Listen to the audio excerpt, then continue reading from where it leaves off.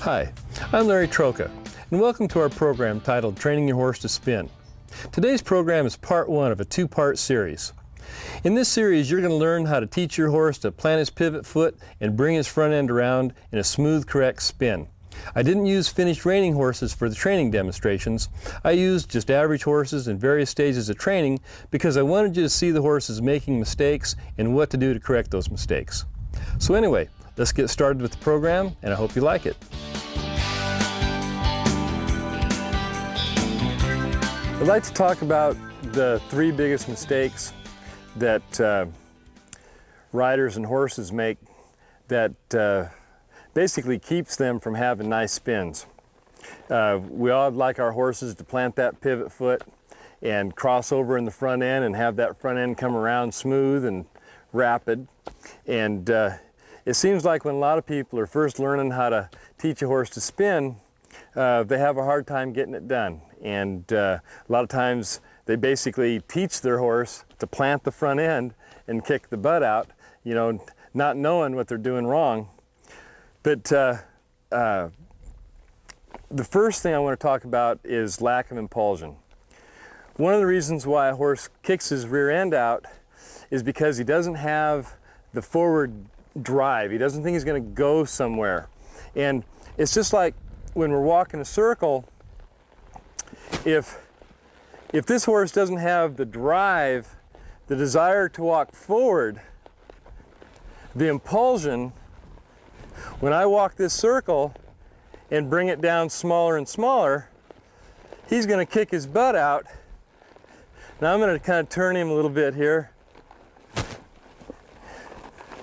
And that's pretty poor. But if I get him driving,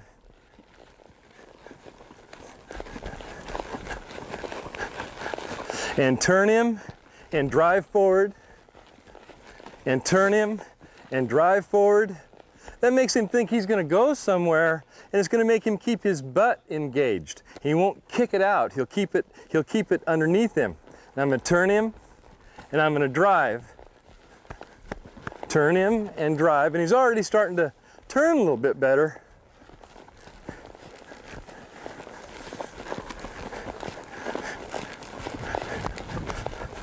Because if we just turn and stay there, well, the horse has no, you know, he thinks he's going to not go anywhere.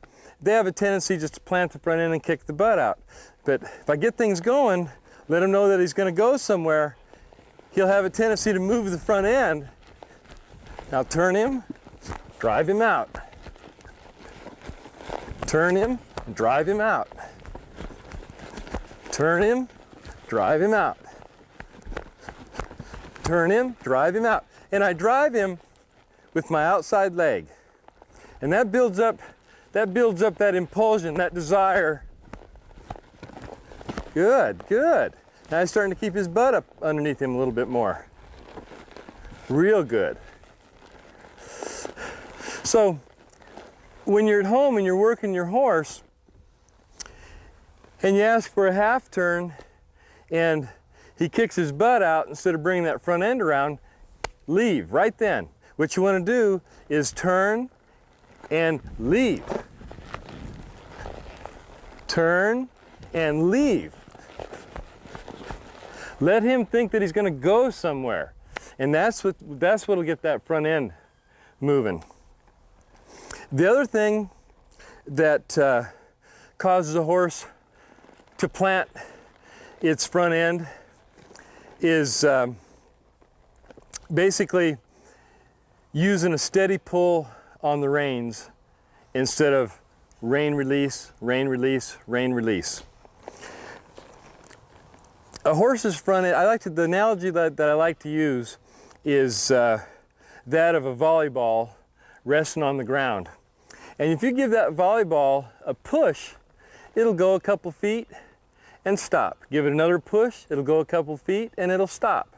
Give it another push, it'll go a couple feet. A horse's front end is the same way. What I want to do is give the horse a push, let the front end go a few steps, and it's gonna slow down or stop. I want to give it another push. And another push. And another push.